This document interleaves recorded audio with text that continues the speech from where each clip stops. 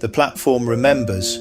I have stood on platforms around the world, beneath clocks that never seem to hurry, with a kit bag at my feet and a railway ticket folded in my pocket. In those army years, leave always seemed to begin here, and somehow it always ended here, too. A platform, the gateway between soldier and civilian, between barrack room and home, between where I had been and wherever the army wanted me next. I learned the language of stations, the whistle of the guard, the slam of carriage doors, the rumble beneath the rails, and that distant announcement you could never quite understand. I spent hours waiting, sometimes writing, a scrap of paper on my knee, a few lines born beneath a station clock, words gathered from faces, footsteps, goodbyes and destinations. Because even an empty platform is never truly empty. Stand there long enough and the ghosts begin to arrive. I can still see the young soldier I once was, leaning against his kit bag, watching the world pass by. Then another squaddy appears, uniform creased from travelling, boots carrying the dust of somewhere far away. A nod.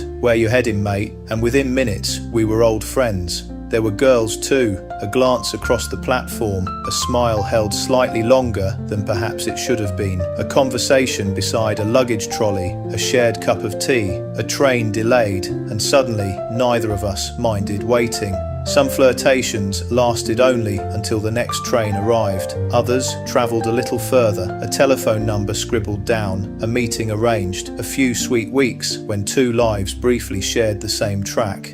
Then came another posting, another station, another goodbye. No bitterness, just one of those little romances that belong to being young. And I remember the old soldiers, they always seemed to find us, men with weathered faces and stories waiting to be told. In my day, lad, and off they would go. North Africa, Italy, Burma, Normandy, places that to me were history, but to them were yesterday. We young soldiers sometimes smiled, thinking our adventures were only just beginning. Funny thing is, I understand them now, for I have become the older soldier with stories of my own, and sometimes, when I stand on a quiet platform, I wonder whether another young soldier might look at me the way I once looked at them.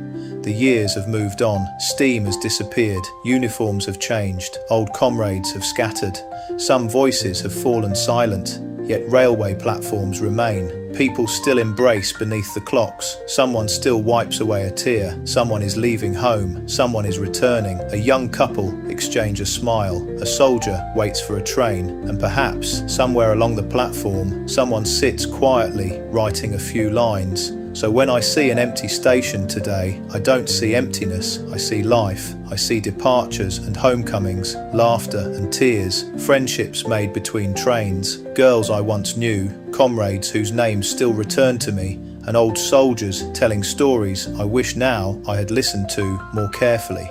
The platform may be silent, but memory is not, for somewhere beyond the empty benches, the old trains are still arriving, the doors are opening, and the people I once knew are stepping onto the platform again. For just a moment I am young, my kit bag is at my feet, my ticket is in my pocket, and somewhere in the distance I hear the guard's whistle. My train is coming, but this time I'm in no hurry to leave.